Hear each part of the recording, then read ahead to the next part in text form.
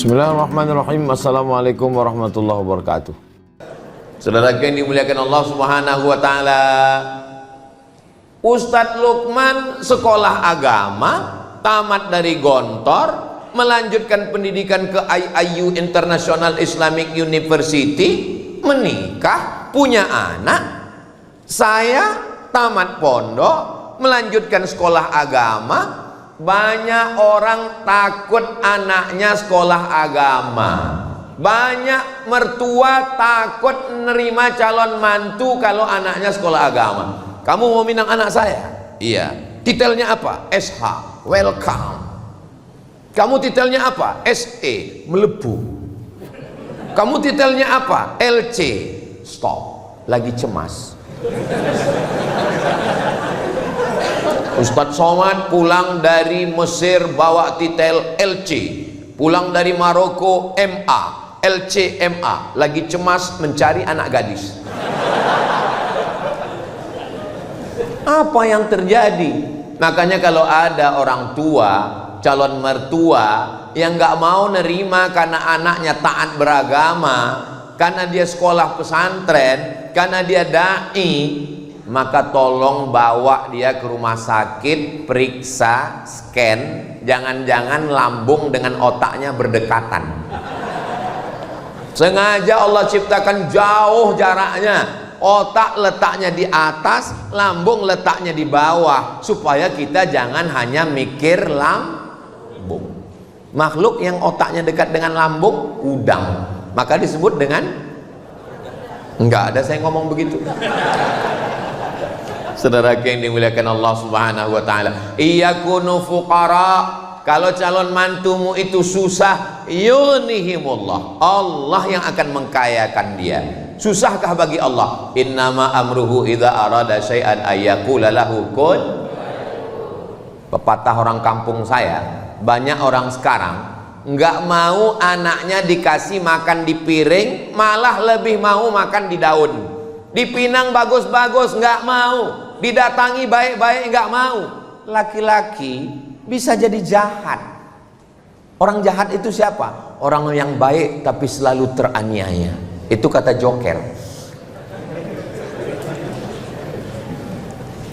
Tanam pinang rapat-rapat agar puyuh tak dapat lari. Sudah kupinang nggak dapat-dapat, kurayu-rayu kubawa lari. Akhirnya terjadilah apa yang terjadi. Kalau sudah terjadi, terpaksa orang tua menikahkan. Apa namanya? Nasi sudah jadi tai ayam. MBA, married by accident, masalah sudah merajalela, bapak ibu masih cerita bubur ayam lagi. Ya Allah, selamatkan anak-anak kami dari fitnah akhir zaman. Saya kalau membayangkan bagaimana Ustadz Lukman gak pacaran sampai tamat Gontor, sampai kuliah. Kenapa? Karena pondok menyelamatkan. Benteng terakhir kita pondok pesantren. Daftarkan anak Anda segera ke pondok pesantren. Hubungi nomor kontak berikut ini. Ingat, kuota terbatas. Sekarang pesantren dibully, pesantren diekspos, dikatakan ada kekerasan, dikatakan jangan gara-gara nila setitik rusak susu. Dulu sebelah, sekarang sekota. Ini sengaja diangkat untuk apa? Supaya anak kita tidak punya. Orang tua berangkat dari jam 7 pagi, pulang jam 4 sore, sampai rumah jam 5, capek, lelah, letih, lesu, letoy, loyo, lunglai, sehingga tidak punya perhatian lagi ke anak-anak. Tidak ada yang mampu membangunkan anaknya dari jam 3 subuh sampai tidur jam 10 malam, ngontrol bacaan Qur'annya, pakaiannya, jilbabnya. Kita doakan supaya para habaib, kiai-kiai kita di pondok pesantren sehat untuk menjaga anak-anak kita, insya Allah. Anak saya, ponakan saya wajib mondok. Anak Ustadz Lukman mondok, kirim ke Al-Azhar Kairo Mesir. Anak saya, ponakan saya mondok. Yang nggak mau mondok, saya pecat jadi anak. Kenapa? Karena saya nggak sanggup. Kiai-kiai zaman dulu supaya anaknya nggak manja, maka dikirim ke kiai lain. dikirim ke pondok lain. Supaya apa? Supaya anak merasakan pendidikan. Orang tua yang sayang dengan anak bukan orang tua yang menyiapkan kamar yang besar, AC yang dingin, dengan layar TV yang besar, dengan handphone, gadget, laptop. Ustaz Somad, tolong datang ke rumah saya besok, bisa? Acaranya apa Pak? Walimah? Enggak. Akikah? Enggak. Nikah? Enggak. Pindah rumah? Enggak. Terus acaranya apa? Ruqyah. Hah? Yang mau diruqyah siapa? Anak saya di kamar Pak Ustadz, enggak mandi, enggak makan, enggak sholat, enggak sekolah. Ngapain dia di kamar? Nembak musuh yang enggak mati-mati.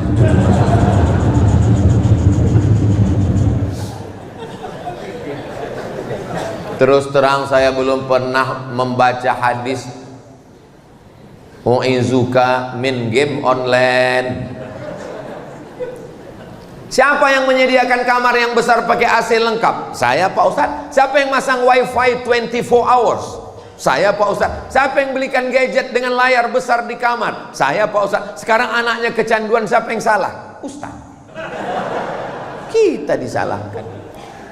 Kenapa orang tua membiarkan anak manja? Karena dia dulu menderita, dia tidak ingin anaknya susah. Akhirnya apapun yang diminta anak diberikan. Anak minta motor, diberikan. Motornya dipreteli, hilang semua, tinggal stang sama mesin. Speedometer nggak ada, knalpot disunat, dipotong semua, lewat depan masjid. Ghairil maghdubi alaihim waladdallin. Didoakan sama jamaah, mampus. Amin. Ya kalau mati, kok setengah mati? Maka setelah anak dinikahkan, menangis ibu. Ini mempelai laki-laki, ini mempelai perempuan, ini kedua orang tua sebelah kanan, sebelah kiri. Nangis si mempelai perempuan, ibunya nangis. Ibu nangis kenapa? Tanggung jawab saya sebagai orang tua sudah lepas Pak Ustadz. Anak saya sudah nikah. Kata siapa? Kata siapa tanggung jawab ibu lepas? Tolong nanti ibu kalau kebetulan jadi mempelai, mendampingi mempelai jadi orang tua, jangan asal-asal nangis. Saya dikirim beberapa video waktu sungkem itu, orang tuanya nangis, yang lain bukan nangis. Kenapa? Bulu matanya copot. Dapat videonya? Kalau nggak dapat nanti saya kirim. Siapa yang mengatakan tanggung jawab bapak sama ibu berakhir setelah akad nikah? Akad nikah acara yang sakral, yang suci, yang bersih di masjid. A'linu hadzal nikah. Nikah jangan diam-diam, buat iklannya, istiharkan, buat walimahnya. Aulim walau bisyatin. Ta'al, sini wahai Abdurrahman bin Auf, kamu nikah ya? Iya ya Rasulullah. Karena di tangannya ada atharus sufrah, kuning-kuning bekas za'faran. Kamu menikah? Iya.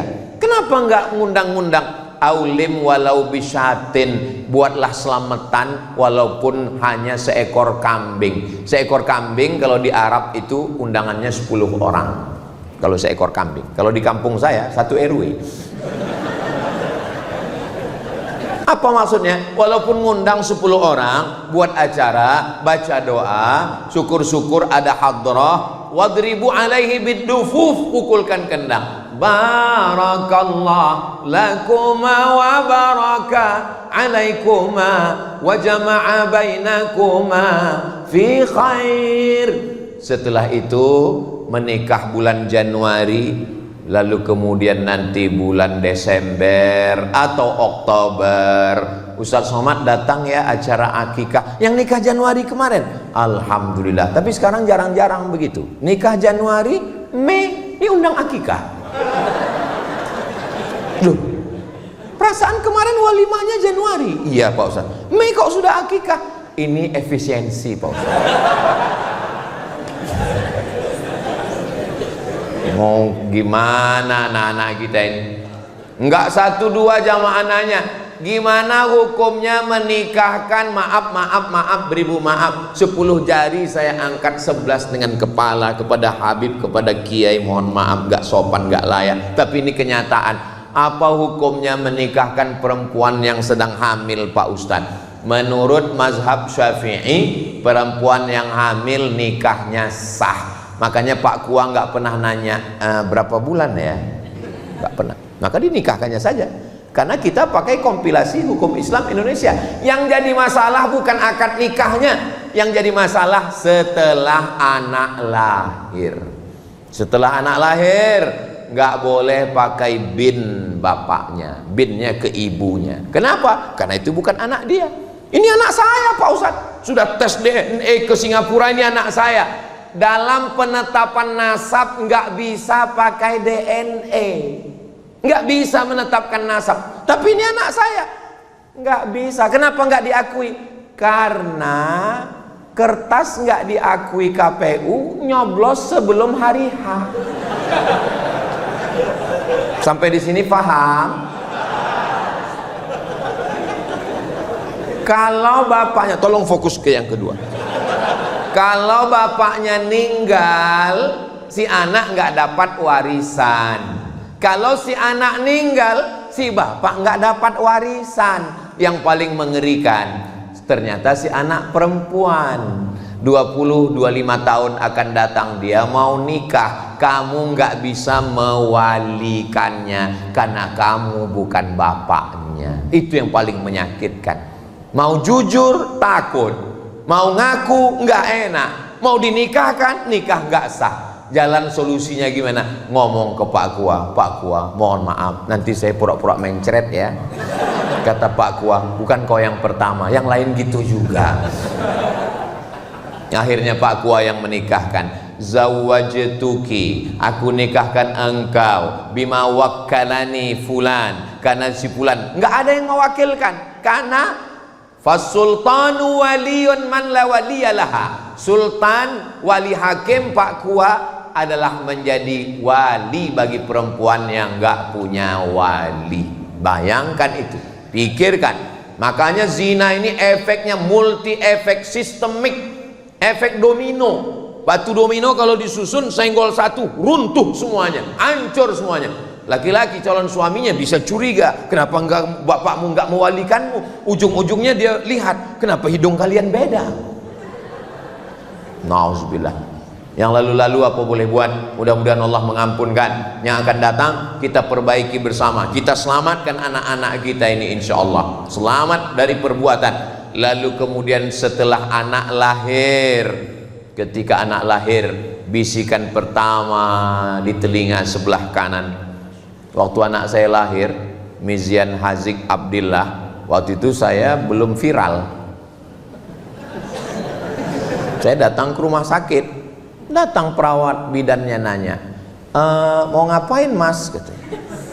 Saya nggak pakai peci. Saya kalau nggak pakai peci, pakai baju kemeja, disangka orang mahasiswa semester 7.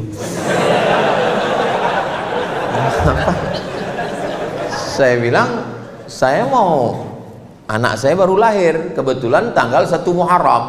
Saya lagi ceramah nyambut 1 tahun baru, pulang-pulang dia udah lahir.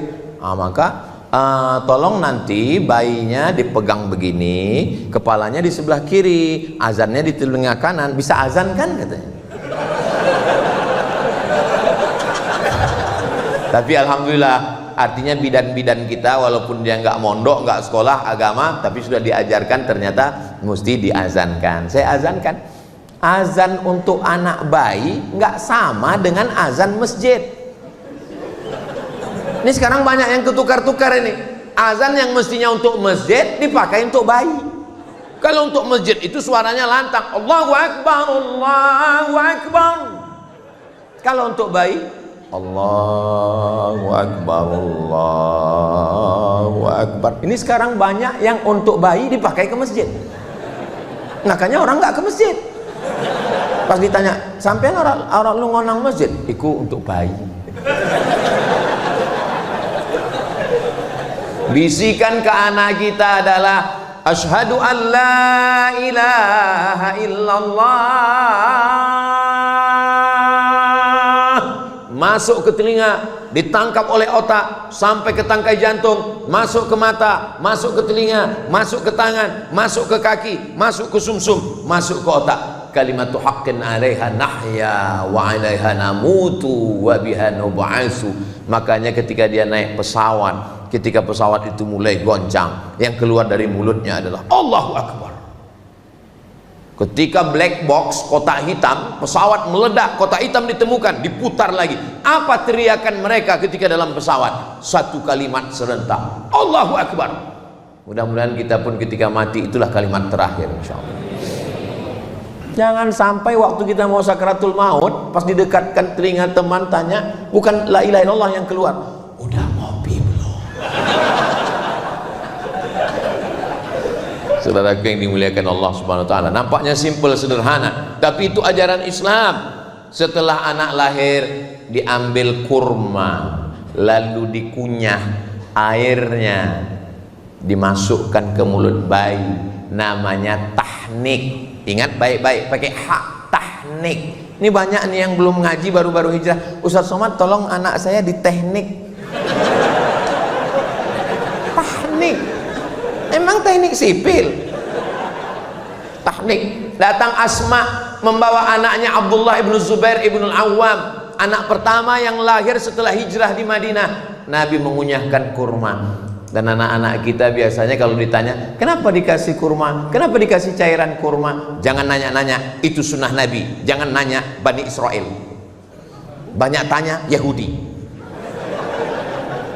Diteliti oleh Ain Shams University Kairo, ternyata tempat yang paling nyaman, adem, ayem, tentrem adalah rahim. Bayi ketika berada di dalam rahim, walaupun di Afrika Utara, Afrika Utara itu cuacanya cuma dua, panas dan panas sekali, tapi bayi tetap tenang. Walaupun ibunya mengandung di kutub selatan, nggak ada bayi yang keluar jadi es batu. Tapi begitu dia keluar ke dunia, maka dia menggigil kedinginan. Untuk menghangatkan badannya, apa mau dikasih bandrek? Maka dikasih cairan kurma. Itulah mukjizat Nabi Muhammad sallallahu alaihi wasallam. Siapa yang akan menjelaskan itu? Anak-anak muda kita dari Fakultas Kedokteran, insyaallah. Amin ya rabbal alamin. Lalu setelah itu, kullu mauludin murtahanun biaqiqatihi. Anak yang lahir ini tergadai. Kalau STNK BPKB kita tergadai, ada uang, kita tebus. Surat tanah kita tergadai, kita tebus. Anak kita yang tergadai ini kita tebus dengan 3. Pertama, tuzbahu anhu yauma sabi'ihi, sembelihkan kambing hari ke-7. Nggak bisa hari ke-7, uang belum ada, mertua belum. Hari ke-14. Hari ke-14 belum sanggup Pak Ustadz, gaji 13 belum cair. Hari ke-21. 7, 14, 21. 21 pun belum duit, ada duit Pak Ustadz. Ya udah nggak usah lihat kalender lagi, sebulan, 2 bulan, setahun, 2 tahun. Menurut mazhab Syafi'i, kata Imam Nawawi dalam kitab Majmu' Syarah Muhadzab, boleh mengakikahkan diri setelah dewasa. Jadi Bapak Ibu yang belum akikah, nanti tolong pulang dari sini cari kambing. Tapi jangan undang saya, karena saya dari sini langsung ke airport pulang. Undang semua Bapak TNI, Polri, sama Habib, sama Kiai, adakan acara makan. Cukup makan kambing aja, nggak perlu cukur rambut, nggak perlu diayun pakai tola'al badru alaina. Nah, cara menebusnya 3. Yang pertama, tuzbahu anhu yauma sabi'ihi, sembelihkan kambing hari ke-7. Yang kedua, yuhlaku, cukur rambutnya ditimbang seberat perak. Katanya seberat emas Pak Ustadz, dalam hadis perak. Tapi yang buat emas afdol, baik, nggak salah. Kalau kebetulan anaknya lahir rambutnya tipis. Kalau gondrong, lahir kayak brokoli, ditimbang rambutnya 1 on. 1 on 100 gram, emas lagi mahal. 1 gram 2 juta, 100 gram 200 juta. Ya kalau kaya ya nggak apa-apa. Mudah-mudahan adik-adik nanti bisa pakai emas semua, amin. Dari bunyi aminnya seperti nggak yakin. Wa yusamma, kasih nama yang bagus-bagus, nama yang ada dalam Al-Quran. Di antaranya surat Luqman. Ustadz Luqmanul Hakim. Nama yang baik-baik ini bagus semua. Supaya apa? Supaya ini jangan sampai ditanya, siapa nama kamu? Nama saya Lapendos. Apa itu? Lelaki penuh dosa. Mohon maaf kalau kebetulan namanya sama. Saya takut disomasi, ditangkap. Harap maju ke depan, kita bacakan absen satu-satu. Camry. Hah? Merek mobil sedan. Kenapa namamu dikasih begini? Kebetulan saya lahir 17 Agustus Pak Ustadz. Loh kok Camry? Apa hubungannya? Kemerdekaan Republik Indonesia. Mantap. Ya buatlah di awalnya Muhammad Camry, Ahmad Camry, biar orang tahu. Mana tahu terjadi sesuatu, tahu. Jangan sampai jamaah bingung, ini mau kita kirim kemana ini? Jepang.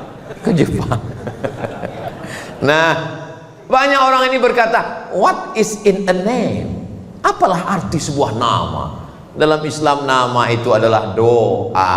Nama adalah keberuntungan. Nama-nama yang tidak baik diganti Allah dengan nama yang baik-baik. Saya dikasih nama Abdus Somad. Awalnya dulu nama saya dikasih kakek saya. Itulah orang dulu. Saya tanya, yang ngasih nama saya siapa, Mak? Yang ngasih nama kamu kakekmu. Ibu saya merasa nggak ngerti, nggak tahu apa-apa. Dia nanya. Orang sekarang nggak mau nanya, buat sendiri. Pakai ilmu apa? Cocokologi. Nama suami, nama istri gabungkan. Nama suami Sulaiman, nama istri Toibah, nama anak Letoy. Mohon maaf Pak Sulaiman. Apa ini?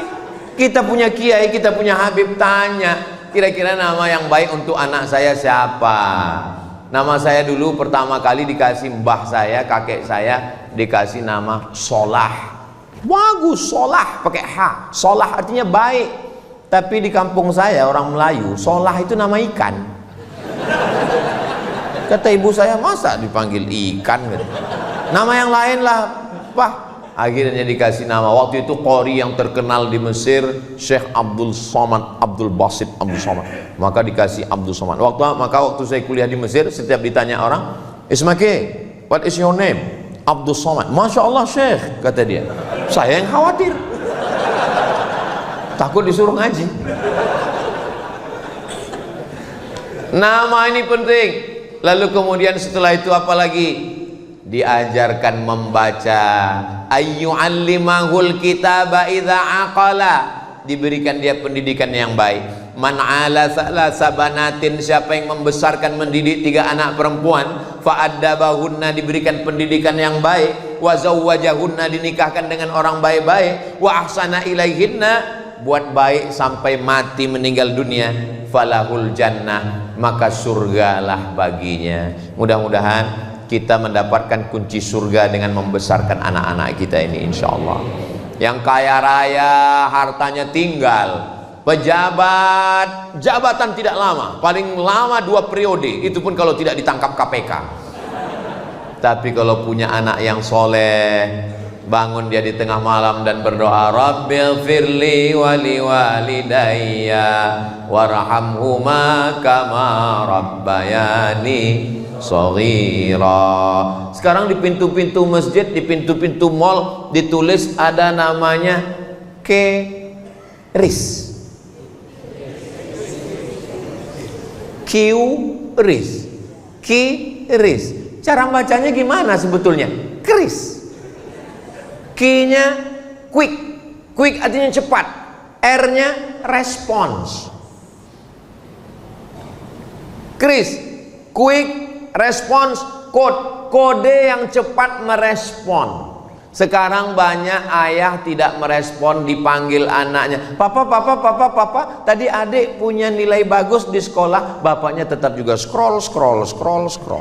Makanya ibu kalau punya suami nggak cepat merespon, tempel kris di kering.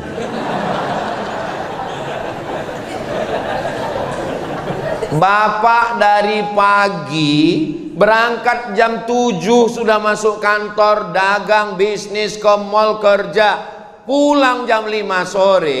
Habis itu azan maghrib, sholat maghrib di masjid, langgar surau musola sampai isya, pulang ke rumah sudah jam 8. Punya waktu dengan anak tinggal 3 jam, 9, 10, cuman 2 jam, 9, 10. Tolong handphonenya matikan.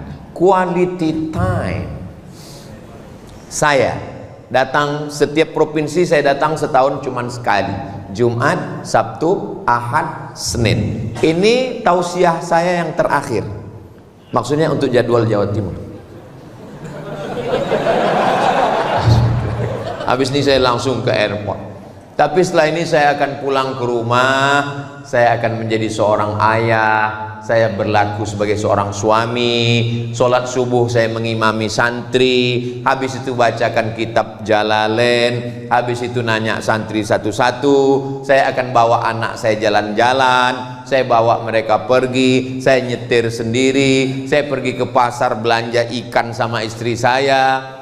Gimana caranya Ustadz belanja ikan? Apa orang nggak tahu? Saya pakai masker, saya pakai kacamata hitam. Ustadz Somad ya? Mirip, saya bilang. Tolong. Ibu kerja di kantor, masuk pagi jam 7 berangkat dari rumah, jam 7.30 sudah apel, sampai makan siang dengan orang lain, masuk kantor lembur sampai sore, pulang ke rumah. Bersama suami orang 10 jam, dengan suami sendiri 2 jam. Apa kata orang Inggris? Witing trisno jalaran suko kulino. Cinta tumbuh karena sering bersama, jalan sama, satu kantor sama, tukar-tukaran nomor, berawal dari curhat, lama-lama nggak layak saya mengucapkannya. Kamu kenapa jalan sama dia? Kamu kenapa akrab dengan dia? Kamu kenapa tukar-tukaran nomor, tukar-tukaran video sama dia? Dia sudah macam abang saya, dia sudah macam kakak saya, dia sudah macam saudara saya. Berawal dari macam, berakhir dengan macam-macam. Waspadalah. Kenapa perempuan perlu perhatian? Karena dia makhluk yang memang minta. Perempuan itu dia mengingat kata-kata yang keluar dari mulut suaminya. Makanya Nabi memanggil ya Aish. Kenapa dia panggil ya Aish? Karena Aisyah suka sekali dengan panggilan itu. Ya Humaira. Perempuan mengingat suara itu terngiang di telinganya. Ya Humaira, wahai engkau yang kulitnya putih, kalau kena cahaya matahari kemerahan. Ustaz, ya, saya boleh memanggil istri saya ya Humaira? Boleh. Pulang dari sini panggil ya Humaira. Tapi dia nggak putih, ya nggak apa-apa. Idkhalus surur, menyenangkan hatinya, membahagiakan dia. Kalau kamu nggak bisa bahagiakan dia dengan rumah yang besar, nggak bisa bahagiakan dia dengan perhiasan emas, bahagiakan dia dengan kata-kata. Buah hatiku, belayan jiwaku, siang dan malam terbayang-bayang, makan tak kenyang, tidur tak lelap. Saya kalau ngomong gitu ke istri saya, buah hatiku, langsung dilanjutkan, hafal dia. Jangan laki-laki ini kadang terlalu jujur, pulang ke rumah manggil ya Hajar Aswad.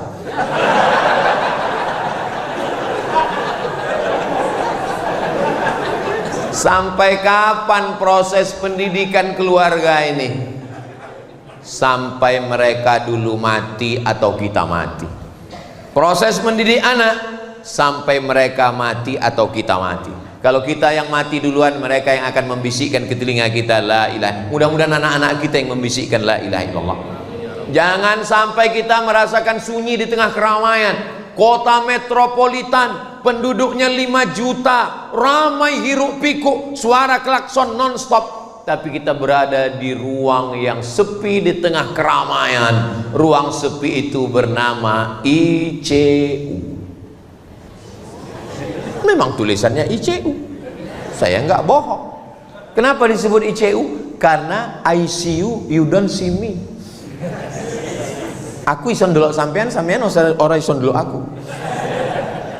Di ruang sepi sunyi itu anak pertama luar kota, anak kedua keluar negeri, anak ketiga meeting, anak keempat surfing, anak kelima mancing. Siapa yang membisikkan ke telinga la ilaha illallah? Mana uang yang dicari pergi pagi pulang petang peras keringat banting tulang? Mana yang lembur kerja nggak pulang-pulang sampai berbulan-bulan nggak pulang, kepala rumah tangga bernama Bang Toib? Akhirnya kita hanya mau husnul khotimah. Mudah-mudahan anak kita nanti semua yang membimbing kita, yang membacakan surat Yasin, yang mendoakan kita, yang membacakan tahlil afdhalul dzikri fa'lam annahu la ilaha illallah. Mereka mengantar jenazah kita, mereka yang memandikan. Makanya masjid-masjid tolong buat acara penyelenggaraan jenazah, tapi yang latihan itu yang anak-anak muda. Ini sekarang banyak di beberapa tempat yang latihan malah jamaah yang udah tua. Jangan, karena kalian yang mau dilaksanakan. Anak-anak muda ini, itu Pak Ustadz, penyelenggaraan jenazah itu berat Pak Ustadz, modalnya besar. Apa modalnya? Orang cuman keran air kok.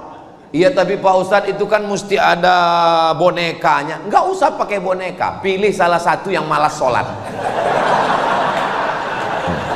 Izin sama bapaknya, Pak, izin ya anak bapak nanti untuk praktek. Memang saya sudah lama nasihati dia nggak cocok. Siram. Cara menyiramkan air ke jenazah. Nah, jenazah orang oleh guyu, orang cuncung guyu. Nah, hanya sampai pengkafanan, jangan dikuburkan. Khawatirnya kita bercanda malaikat serius. Saya yang memasukkan jenazah almarhumah ibu saya ke liang lahat, saya yang membuka talinya, saya yang membuka wajahnya, saya yang memiringkannya ke arah kiblat, saya yang menempelkan hidungnya ke tepi. Dulu engkau mandikan aku, engkau letakkan aku di anduk yang lembut, sekarang aku meletakkanmu di atas liang lahat tanah. Dulu kalau aku menangis, kau letakkan tanah liat, kau letakkan bantal yang lembut di atas kasur yang wangi. Hari ini apa yang kubalaskan? Ku letakkan di tengkukmu tanah liat yang keras, yang bau. Tapi saya puas. Kenapa? Karena saya sempat datang. Jadwal waktu itu di Pulau Madura, tanggal 18 Maret 2019. Saya bilang, kalau pesawat ini cepat saya sampai, tunggu saya. Tapi kalau tidak, apa boleh buat?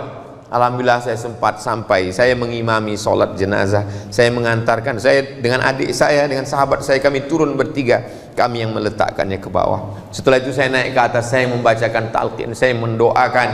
Sampai hari ini sejak beliau wafat, tidak pernah putus pembagian sembako 300 paket. Karena itu yang kami mampu. Dan sekarang membangun masjid, insya Allah tak lama lagi peresmian Masjid Hajjah Rohana. Mudah-mudahan, saya cerita ini tidak ingin macam-macam, saya cuma ingin supaya adik-adik saya, sahabat-sahabat saya, kalau ibu kalian masih hidup, ayah kalian masih hidup, bahagiakanlah mereka. Saya dulu nggak pernah punya cita-cita apa-apa. Ketika ditanya, Ustadz nanti mau jadi apa? Enggak. Yang penting aku kuliah, dapat ijazah, mau jadi dosen, dapat gaji, membahagiakan orang tua. Hanya itu saja. Bahagiakanlah orang tua. Karena kalau dia udah nggak ada lagi tempat kita bisa bercerita. Dulu kalau saya pulang begini, pulang saya akan cerita, Mak, ini ada sorban dari Jawa Timur. Mak, aku dapat cincin. Mak, aku dapat parfum. Dia akan buka parfum itu, dia cium, oh wangi ya, cincin kau cantik ya, bagus ya. Sekarang nggak ada. Bercerita ke istri, ke anak, ya, tapi rasanya tak sama. Maka kalau ibu kalian masih ada, ayah masih ada, bahagiakanlah, senangkanlah mereka. Siapa yang membahagiakan orang tuanya, menjadikan orang tuanya seperti raja-raja, maka insya Allah, Allah akan buat rezeki dia pun sama seperti rezeki raja-raja. Bukan hadis Nabi, dapat saya di grup WhatsApp. Tadi saya mulai jam 8 kurang 15, sekarang sudah jam 9 kurang 20. Jadi ini sudah melanggar kode etik jurnalistik. Mestinya kalau saya dengan Ustadz Lukman itu pembagian waktunya 30 menit 30 menit. Mudah-mudahan apa yang saya sampaikan ini menjadi pelajaran buat saya sendiri, mudah-mudahan keluarga kita semuanya sakinah mawaddah warahmah. Madiun lemahe teles matur nuwun Allah sing bales. Itu lama saya ngafalnya itu, dikasih sama Habib Muhammad bin Anis. Jangan kemana-mana, kita lanjutkan setelah yang satu ini.